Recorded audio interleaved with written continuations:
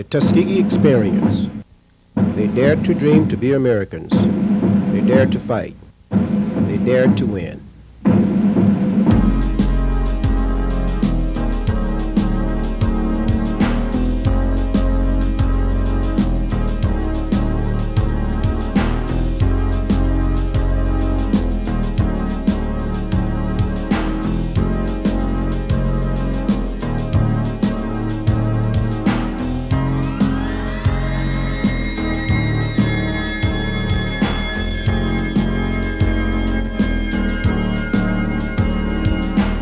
Man's new frontier, orbiting with the stars and neighboring planets, is yet but a continuing quest for human perfection.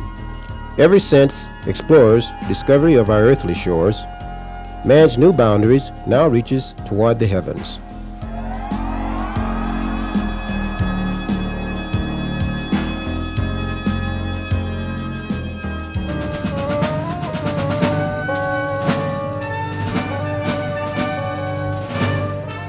In the early 1940s, young men dared to dream of fighting for their country and win the right to become fighter pilots. These young visionaries braved the shackles of Jim Crowism and the paradoxical doctrine which called for equal training as long as separation of the races was maintained. Eventually, 450 black fighter pilots under command of Colonel Benjamin O. Davis, Jr., who was later to become the first black lieutenant general in the Air Force, fought in the aerial war over North Africa, Sicily, and Europe. Flying fighter craft such as the P-39, P-40, P-47, and P-51, these black airmen came home with numerous decorations, including 150 distinguished flying crosses. Those black airmen who did not serve combat duty overseas were formed into a medium bombardment group, known as the 477th. This group never got a chance for combat due to the surrender of Germany and Japan in 1945. During World War II, the Tuskegee Airmen experience proved to demonstrate that the pursuit of excellence transcends race, color, and creed. This is illustrated by the distinguished combat and military record achieved by men with determination, qualification, and perseverance.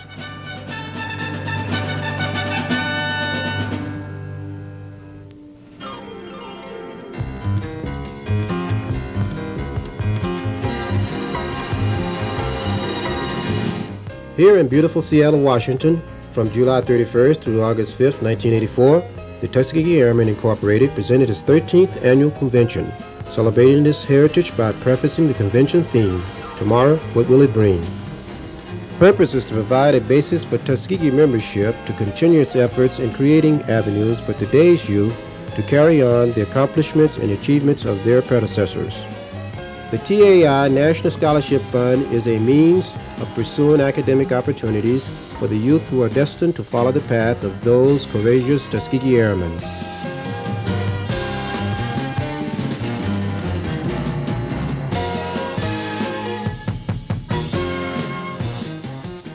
I'd be pleased to. The Tuskegee Airmen, as we know them now, were born out of a situation that occurred in the 1940 to 42 time frame when our country was getting more involved in the war in Europe, and there was a growing need to support our military services, and as people were going into the military forces, a number wanted to get into the flying end of the game. And what the situation at that time that existed, however, was that we were being denied that opportunity because of the social environment that said that blacks and whites couldn't live together and blacks couldn't lead whites. Then there was the other side, too. A thought that prevailed very much was that the black was inferior and didn't have the mental capacities and the intelligence to cope with the technological phenomena as an airplane, and so I guess you'd say there was a lot of foot dragging going on in allowing blacks to come in. Well, the goal that we'll achieve here, it is my hope that it'll be greater than any goal that's been achieved up to this point. And that is, we'll have more and more chapters coming into being. We'll expose more of America to what our history was all about, let them know about those missing pages of history. Plus, we'll be able to show them and tell them some of our objectives and intentions. And this, of course, includes our scholarship fund, which we're quite proud of. This year, we're giving away 25 scholarships of $1,200 each, and that's something that will spur youngsters on toward a career in aerospace and what have you. One of the main objectives of the organization is to foster an interest in aviation and in aerospace. And we in particular want to encourage black youth to seek out careers in aviation, not just military aviation, but civil aviation as well, and in aerospace careers. We feel that this is certainly the thrust of the present day and the wave of the future. As far as the active duty military are concerned, the Tuskegee Airmen Incorporated has a large contingent of active duty military personnel who are members of this organization. We sort of look at the Tuskegee Airmen as our roots, if you will. We got a lot of strength from each other with all the problems we had. We can go to the top. We've demonstrated, I think the Tuskegee experience more than demonstrates that black people have that ability. These are some people that have behind them a kind of history that adults, Americans, black, white, youth, can relate to and use as a historical guide. And I appreciate that. In my instance, I made some mistakes. My big mistake was accepting the fact that America generally did not accept me. And as a consequence, I didn't realize what my total potential was. The particular thing about the Tuskegee Airmen, they have made it very they've just made a wide avenue for us women. Now, we don't have very many women in the chapter who are active, but I believe it was a singular honor for me to be chosen as second vice president. I do quite a few things. I'm a social person too. I make very good hors d'oeuvres. But we do participate actively, and they have found that some of the ideas that we have lean toward extreme creativity. I designed the book arrangement for them so that we can display our books more efficiently. And they were so lovely, they accepted my idea and put me right on the book committee. So I think they really want somebody to work. I'm just excited and ready to go and help any way I can. To promote younger individuals that are out there that might feel that the armed forces is not a place for them, I think that they can play an active role. And if you can get those individuals to realize that the people in the past have contributed and they can contribute in the future. I think probably the most significant and most satisfying period of my life was when I, as a 23-year-old, became the line chief of the reactivated 99th Fighter Squadron at Lockburn in Columbus, Ohio. At that time, the military was kind of on the wane after the war, and at one period there we had 13 airplanes and only 12 people to maintain them. As a line chief, it was my responsibility to see that they were ready to fly, and the training was probably just as demanding at that time because many of the older pilots were getting out of the service. The one thing I think that we're remiss in, and that is that we haven't told our young people about what happened way back there 40 years ago. And I think we need to be much more active in that area to bring them up to date on what has actually happened, because it's a part of their heritage. And I think there's still a lot of young people out there who are not aware of that. And I think they should be. We need to work on that. Well, specifically, the CAP is one of the early programs, the junior CAP, which is really targeted for students at the junior high and high school level. That introduces students who are 11, 12, and 13 to what the concept of the CAP, or Civil Air Patrol, is and how it relates to the Air Force.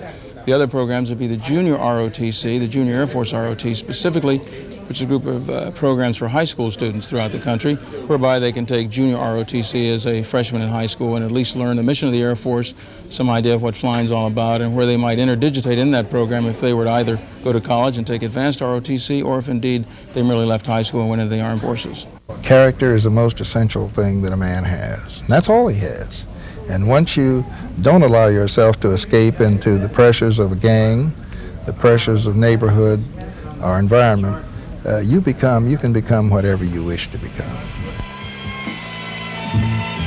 His religion revealed to him that God loves all of his children, and that all men are made in his image, and that figuratively speaking, every man, from a bass black to a treble white, is significant on God. Mr. Tony Brown.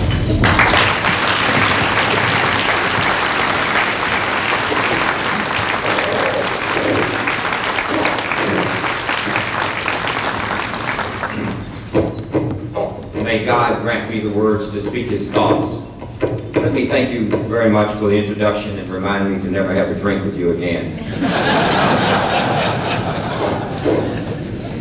I would like to thank the Tuskegee Airmen for the honor of being here in Seattle to address them at their annual convention. It means a lot to me. It means a lot to me, more than it would have meant to me a couple of years ago, because in the last 2 years, I have gotten to know a number of you, and I've gotten to know you as men, and in some cases as women. And I might say that I have never known a group with more depth in integrity than this group. Of course,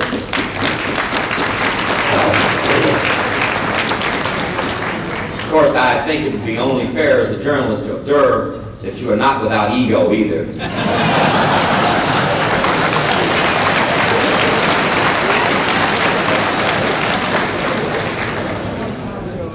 I, as all of you know, always talk about black people, and I will do that today with no exception.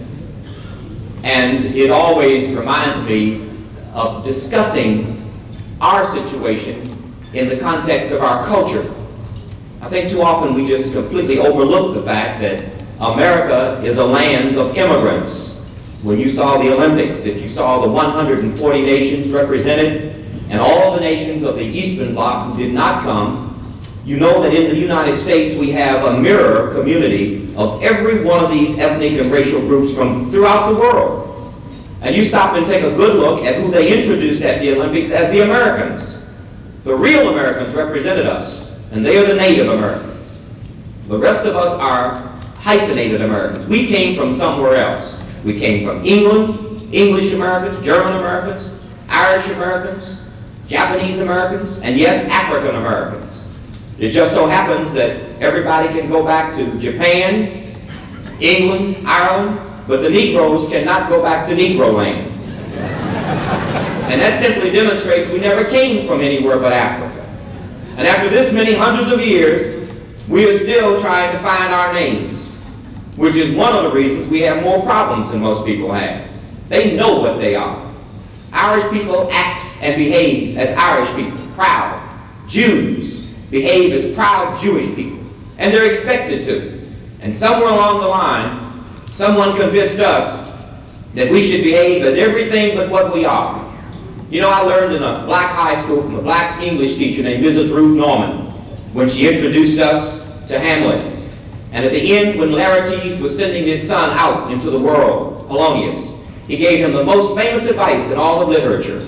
He said, "This above all, to thine own self be true, and it must follow as the night the day. Thou canst not then be false to any man."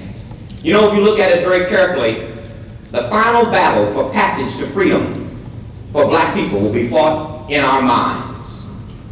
That's precisely where the